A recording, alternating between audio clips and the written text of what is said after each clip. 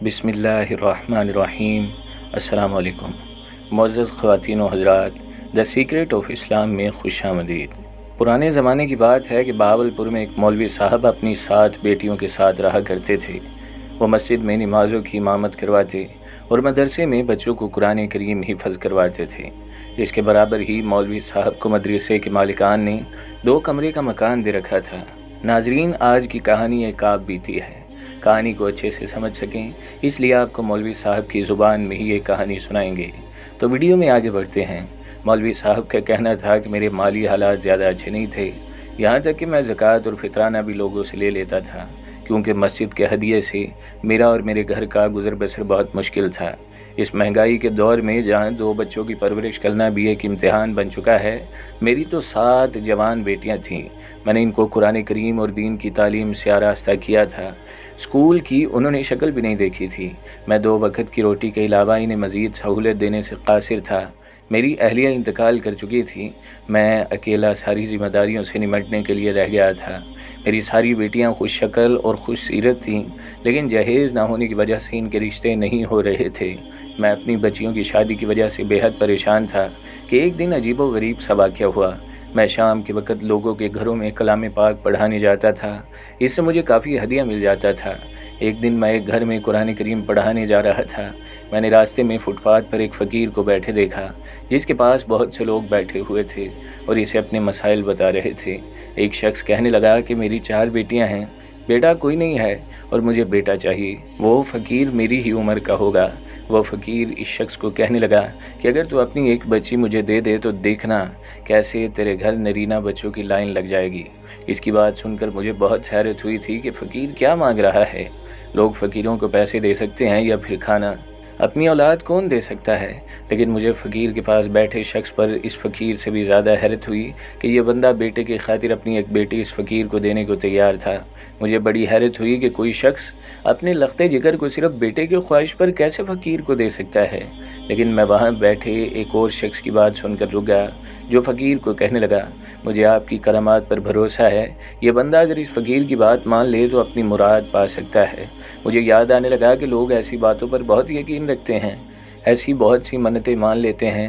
ہماری بے اولادی کی بیماریاں ختم ہو جائیں تو ہم ایک بچہ فلاں دربار کی نظر کر دیں گے، لیکن ان باتوں پر میرا یقین نہیں تھا، اس لیے وہ لوگ جو فقیر کے پاس بیٹھے تھے وہ مجھے احمق لگے تھے۔ لیکن اس فقیر کی مجلس میں موجود اس شخص نے جو کرامت والی بات کہی تھی، جو مجھے ایک بہت بڑی الجھن میں ڈال گئی، اس کی بات سن کر میں سوچنے پر مجبور ہو گیا اور میں اس فقیر کے پاس چلا گیا۔ میں نے کہا کہ ایسا کیسے ممکن ہے؟ وہ فقیر کہنے لگا، قربانی کبھی رائے گاہ نہیں جاتی، لیکن جو قربانی اسے چاہیے تھی وہ قربانی دینے کا میں متحمل نہیں تھا۔ غرض میں اپنے الجھے دماغ کے ساتھ چلا گیا جہاں میں کلام پاک پڑھانے جاتا تھا۔ پہلی بار ایسا ہوا تھا کہ کلام پاک پڑھاتے ہوئے میرے دماغ میں قرآن پاک کے علاوہ اس شخص کی بات ہی گھوم رہی تھی۔ میں گھر آیا تو میری بیٹی نے کھانا گرم کر کے رکھ دیا۔ میں نے کھانا بھی غائب دماغی کے ساتھ کھایا۔ میں بہت الجھا ہوا تھا کہ کیا کوئی فقیر اتنا بھی پہنچا ہو سکتا ہے؟ میں شاید اس بات کو فراموش نہیں کر پا رہا تھا، لیکن اگلے ہی روز وہ فقیر میرے دروازے پر پہنچ گیا اور کہنے لگا، تیری 7 بیٹیاں ہیں، لیکن اب تک سب غیر شادی شدہ ہیں، کوئی تیری دہلیز پر رشتہ لے کر نہیں آتا، لے کر آتا ہے تو بات کو آگے نہیں بڑھاتا۔ اس فقیر کے منہ سے یہ سب سن کر حیرت کا بہت زور کا جھٹکا لگا کہ اسے یہ سب باتیں کیسے معلوم ہو سکتی ہیں۔ وہ کہنے لگا، اپنی ایک بیٹی کی شادی مجھ سے کر دے، تیرے باقی 6 بیٹیاں اچھے خاندانوں میں رخصت ہوں گی۔ لیکن میں نے اس کی بات پر توجہ نہیں دی۔ میں بھلا کیسے اپنی بیٹی اس فقیر کے ساتھ بیاہ سکتا تھا؟ انہی دنوں ایک اور جگہ سے لڑکے والے میرے گھر میں بیٹیوں کو دیکھنے آئے۔ میری ساری بیٹیاں صوم و صلات کی پابند تھیں، اسلام پر ثابت قدم تھیں۔ میں نے یہ بھی سوچ رکھا تھا کہ ان سے بڑی بیٹی سے شادی کرنے کی شرط بھی نہیں رکھوں گا، جو بیٹی ان کو پسند آئے گی اسی کو بیاہ دوں گا۔ انہیں میری بیٹیاں تو پسند آ گئی تھیں، لیکن بات وہی تھی کہ وہ بغیر جہیز کے شادی کرنے کو تیار نہیں تھے۔ میری بڑی بیٹی کی عمر 30 سال کے قریب ہونے والی تھی۔ بیٹیوں میں 2 سال کا فرق تھا۔ چھوٹی بیٹی 18 برس کی تھی۔ کافی وقت گزر گیا لیکن کوئی رشتہ نہیں آیا، تو میں نے شادی شدہ افراد اور ایسے لوگوں کے رشتے بھی دیکھنا شروع کر دیے جن کی پہلی بیوی مر چکی ہو یا طلاق وغیرہ ہو گئی ہو۔ دوسری بیوی کے خواہش مند تھے تاکہ ان کی اولاد کو پال سکیں، لیکن جانے کی آزمائش تھی کہ ایسے رشتے بھی نہیں مل رہے تھے کہ ابھی تک میری بیٹیوں کی شادی نہیں ہوئی تھی۔ وہ فقیر روزانہ میرے دروازے پر آتا، یہی ایک صدا لگاتا اور چلا جاتا، مجھے اس شخص کی بات بھی یاد آنے لگی جو اس وقت اس نے فقیر کی کرامات بتاتے ہوئے کہی تھی۔ نہ جانے کیوں میں اب سوچ میں پڑ گیا۔ میں اس وقت ایک مجبور باپ تھا جس کی بے بسی کی آخری حد تھی۔ 6 بیٹیوں کی خاطر ایک بیٹی کی بلی چڑھانے پر میں مجبور تھا۔ میں پچھلے 4 سالوں سے ٹھیک سے سو نہیں پایا تھا۔ جیسے جیسے سال گزرتے تھے میرا بڑھاپا اور میری بیماریاں بھی بڑھتی جا رہی تھیں۔ میں یہ سوچتا تھا کہ اگر میری آنکھ بند ہو گئی تو میری بچیوں کا کیا ہوگا، اس لیے میں ان کی شادیوں کے لیے بہت فکر مند تھا۔ ایک دن میں یہ سوچنے پر مجبور ہو گیا، ایک بیٹی کی شادی اس فقیر سے کر ہی دوں اور قربانی کے طور پر آزمائش کی بھٹی میں ڈال دوں تاکہ باقی سب بیٹیوں کی خوشیاں انہیں مل سکیں۔ یہ سب شاید میں اس وجہ سے سوچ رہا تھا کیونکہ میں نے اس شخص کو فقیر سے یہی کہتے ہوئے سنا کہ فلاں شخص جو آپ کے پاس آیا تھا اور اپنی ایک بیٹی کا نکاح آپ سے کیا تھا، آپ کی کرامت سے اس کی باقی ساری بیٹیاں سکون کی زندگی گزار رہی ہیں۔ میں چارپائی پر پریشان لیٹا ہوا تھا۔ میں نے کروٹ لی اور آنسوؤں سے لبریز آنکھیں بند کی تو سب سے پہلے سب سے بڑی بیٹی کا چہرہ میری نگاہوں کے سامنے آیا۔ پہلی بار مجھے باپ کا درجہ اسی نے دیا تھا، پہلی بار مجھے ابا جان اسی نے پکارا تھا۔ میری وہ پہلی اولاد تھی، میری جگر گوشہ، میرے برے حالات میں اس نے سب سے زیادہ میرا ساتھ دیا تھا۔ اکثر یہ ہوتا تھا کہ عید کے کپڑے خریدتے ہوئے پیسے کم پڑ جاتے تو میرے کان کے پاس آ کر سرگوشی کرتی کہ ابا میرے لیے کپڑے نہیں لینا، چھوٹی بہن کے لیے لینا، وہ چھوٹی ہے، عید والے دن بچوں کے ساتھ کھیلنے جائے گی، سب بچیاں نئے لباس میں ہوں گی تو اس کا دل دکھی ہوگا۔ سر ہلایا کہ نہیں، بڑی بیٹی نہیں۔ پھر میں نے دوسری جانب کروٹ بدلی اور آنسو ٹوٹ کر آنکھوں سے نکل کر نیچے چہرے پر گر گئے۔ دوسری بیٹیوں کے بارے میں ایسے خیال ستانے لگے کہ میں سب سے چھوٹی بیٹی کی قربانی دینے پر راضی ہو گیا۔ بڑی مشکل سے فیصلہ کیا کہ چھوٹی بیٹی کو فقیر سے بیاہ دیتا ہوں۔ صبح تک میں فیصلہ کر چکا تھا، اسی لیے صبح فقیر کے باہر گھر آنے پر میں نے اسے کہا کہ میں اس کا نکاح اپنی چھوٹی بیٹی سے کرنے کو تیار ہوں، لیکن رخصتی اسی وقت ہوگی جب میری بیٹیاں ان کے گھروں میں اچھے سے بس جائیں گی۔ فقیر نے مجھے غور سے دیکھا اور پھر میری بات مان کر چلا گیا۔ میرے لیے یہ بہت مشکل وقت تھا۔ میں نے اپنی چھوٹی بیٹی کو ایک خوبصورت لباس لا کر دیا اور کہا کہ تیار ہو جاؤ۔ نیا جوڑا دیکھ کر وہ بہت خوش ہوئی۔ سرخ رنگ کے جوڑے کو پہن کر بخوشی میرے پاس آئی اور کہنے لگی کہ ابا جان میں کیسی لگ رہی ہوں۔ اس کا کلیوں جیسا نازک چہرہ دیکھ کر مجھے فقیر کی سانولی رنگت اور ادھیڑ عمر کا خیال آ گیا تو میرا دل خون کے آنسو رونے لگا۔ میں نے بے اختیار چھوٹی کو اپنے سینے سے لگا لیا، اس کی پیشانی پر بوسہ دیا۔ اس کے لیے بہت ساری دعائیں دل سے نکلیں اور یہ بھی دعا نکلی کہ خدا کسی باپ پر میرے جیسا وقت نہ لائے۔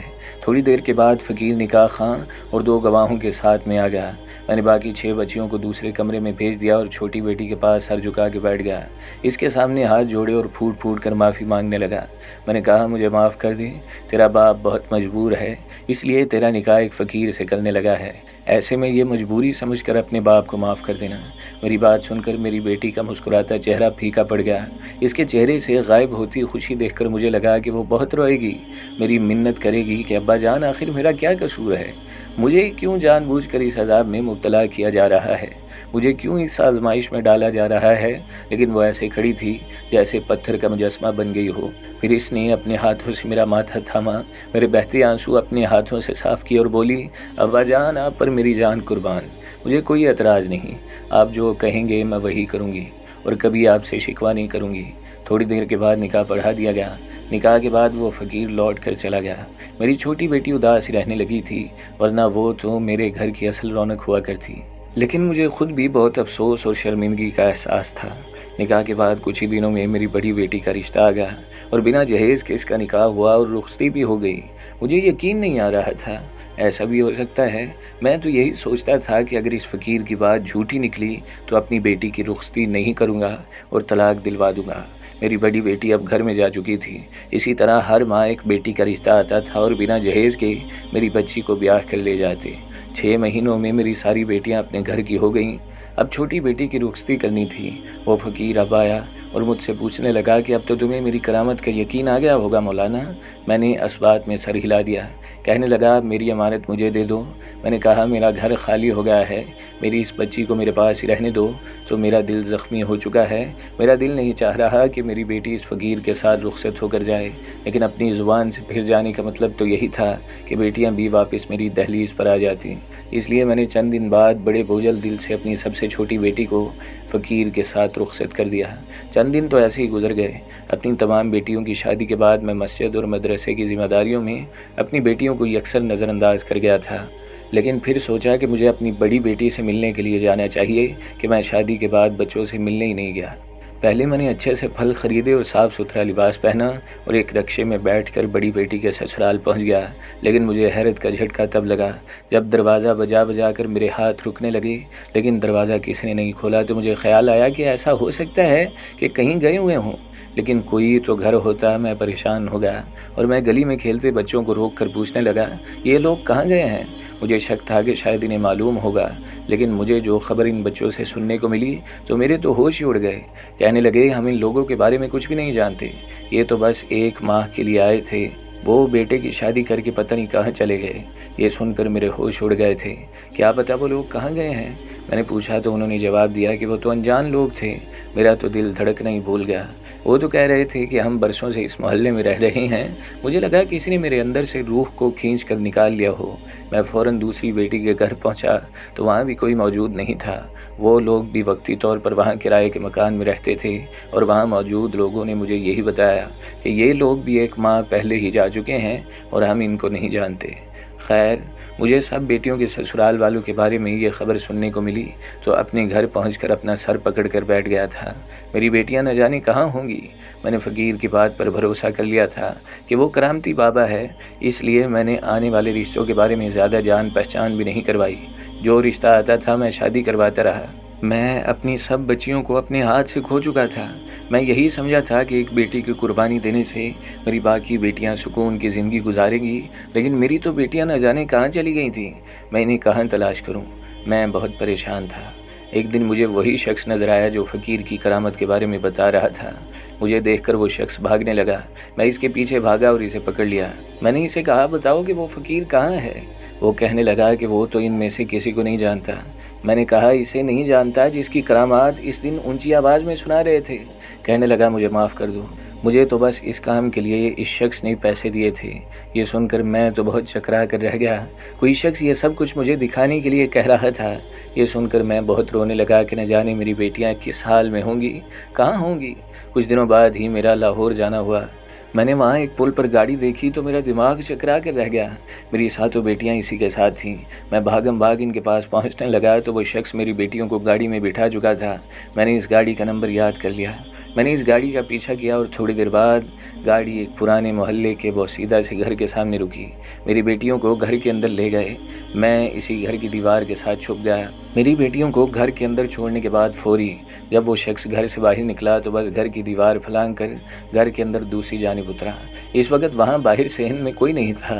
مجھے کمرے سے چیخنے چلانے کی آوازیں آنے لگیں۔ جب میں کمرے کے پاس پہنچا، آنکھیں کھول کر اندر دیکھا تو اندر کا منظر دیکھ کر میرا دل دہل گیا۔ ایک عورت جو میرے تیسرے نمبر کی بیٹی کی ساس بن کر آئی ہوئی تھی، میری بیٹیوں سمیت دوسری بہت سی لڑکیوں پر چلا رہی تھی۔ کہہ رہی تھی کہ اگر تم لوگوں نے روز کی بنیاد پر 5000 روپے جمع نہیں کروائے تو رات کی روٹی کھانے کو نہیں ملے گی، اور یہ کام تم خاموشی سے سڑکوں کے کنارے پر کھڑی رہتی ہو، لوگوں کے پاس جا کر بھیک مانگا کرو۔ میری بیٹی کہنے لگی کہ ہم نے اللہ تعالیٰ کے سوا کسی سے کچھ نہیں مانگا، میں اللہ تعالیٰ کے سوا کسی سے کھانے کی درخواست نہیں کروں گی۔ میری بیٹی کی اس بات پر اس عورت نے میری بیٹی کو زوردار تھپڑ مارا اور میری بیٹی کو کہنے لگی اگر اللہ کے نام پر تو نے نہیں مانگا تو اپنی شامت یاد رکھنا۔ وہی ساس میری بیٹی کے سر کے بال پکڑ کر بول رہی تھی۔ میری بیٹی درد سے کراہنے لگی۔ میں وہاں سے واپس آ گیا اور اگلے روز میں پولیس کو بلا کر اپنے ساتھ اس گھر پر لے آیا۔ وہ سارا گروہ پکڑا گیا۔ وہ گروہ نکاح کر کے لڑکیوں کو اغوا کر کے پاکستان کے مختلف علاقوں سے لاہور لے آتے تھے۔ ان کو زبردستی بھیک مانگنے پر مجبور کیا کرتے۔ میری بیٹیاں روتی بلکتی میرے ساتھ رہنے لگیں۔ میں انہیں واپس اپنے گھر لے آیا۔ جن لوگوں سے اس فقیر نے میری بیٹیوں کے نکاح کرائے تھے، وہ لڑکے فقیر سے پیسے لے کر آتے تھے اور لڑکی سے نکاح کے فوری بعد طلاق دے کر چلے جاتے۔ یہ ساری چال اس فقیر کی تھی۔ وہ مجبور اور بے بس لوگوں کو ایسے ہی اپنی کرامات کا کہہ کر لوگوں کی مجبوری کا فائدہ اٹھاتا تھا، اور مجھ جیسے مشکلات میں گھرے لوگ ایسے لوگوں کی باتوں میں آ کر اپنا نقصان کرتے تھے۔ مجھے شاید اللہ پاک پر کامل بھروسہ نہیں تھا، اس لیے میں نے اپنی مجبوری کے وقت دوسری راہ اختیار کر لی اور سمجھا کہ فقیر کی کرامت سے یہ مسئلہ حل ہوگا۔ حالانکہ میں نے لوگوں کو ہمیشہ یہی ترغیب دی تھی کہ جو کچھ ہوتا ہے اللہ پاک سے ہوتا ہے اور غیر اللہ سے نہیں ہوتا، لیکن شاید میرے یہ الفاظ دل سے یقین کے ساتھ ادا نہیں ہوتے تھے، اس لیے مجھے یہ سزا ملی۔ میرے ساتھ ہوئی زیادتی کے پیش نظر مفتی صاحب نے مدرسے کے حافظوں سے میری 7 بیٹیوں کی شادی کروا دی۔ تو ناظرین، ہمیں بھی ان مولوی صاحب کی کہانی سے سبق سیکھنا چاہیے اور ہمیشہ اللہ پاک کی ذات پر بھروسہ رکھنا چاہیے۔ اللہ تعالیٰ پر توکل اور بھروسہ کرنا مشکلات سے نکلنے کا واحد راستہ ہے۔ جو لوگ اپنے مقصد تک پہنچنے کے لیے بارگاہ الہی کے علاوہ کوئی دوسرا راستہ اختیار کرتے ہیں جس سے اللہ نے منع کیا ہے، تو وہ یقیناً اپنے مقصد تک نہیں پہنچ سکتے۔ لہٰذا اللہ تعالیٰ نے حکم دیا ہے کہ اسی پر توکل کیا جائے، اور جو کوئی اللہ پر بھروسہ کرتا ہے وہ اس کے لیے کافی ہے۔ بے شک اللہ اپنا کام پورا کرنے والا ہے، اور اللہ نے ہر چیز کے لیے ایک اندازہ مقرر کر رکھا ہے۔ بلکہ رسول اللہ صلی اللہ تعالیٰ علیہ وآلہ وسلم نے ارشاد فرمایا، میری امت کے 70,000 افراد بغیر حساب جنت میں داخل ہوں گے۔ پوچھا گیا، یا رسول اللہ صلی اللہ تعالیٰ علیہ وآلہ وسلم، وہ کون لوگ ہوں گے؟ آپ صلی اللہ علیہ وآلہ وسلم نے فرمایا، جو آگ سے داغ کر علاج نہیں کرواتے، جھاڑ پھونک نہیں کرواتے، بدفعلی نہیں کرتے ہیں اور اپنے رب پر بھروسہ کرتے ہیں۔ آئیں ناظرین، مل کر دعا کرتے ہیں کہ اے اللہ، ہم تجھ سے استدعا کرتے ہیں، آپ ہمیں توفیق دے ان اعمال کی جو آپ کو محبوب ہیں، اور عطا فرما دیجئے ہمیں سچا توکل اور اپنی ذات پاک کے ساتھ حسن ظن۔ آمین یا رب العالمین۔ تو دوستو، اس طرح کی اور بہت سی اچھی ویڈیوز جاننے کے لیے ہمارے چینل کو سبسکرائب کریں، ویڈیو کو لائک کریں اور بیل کے آئیکن پر بھی کلک کر دیں تاکہ ہر جو آنے والی ویڈیوز ہیں وہ آپ کو سب سے پہلے ملتی رہیں۔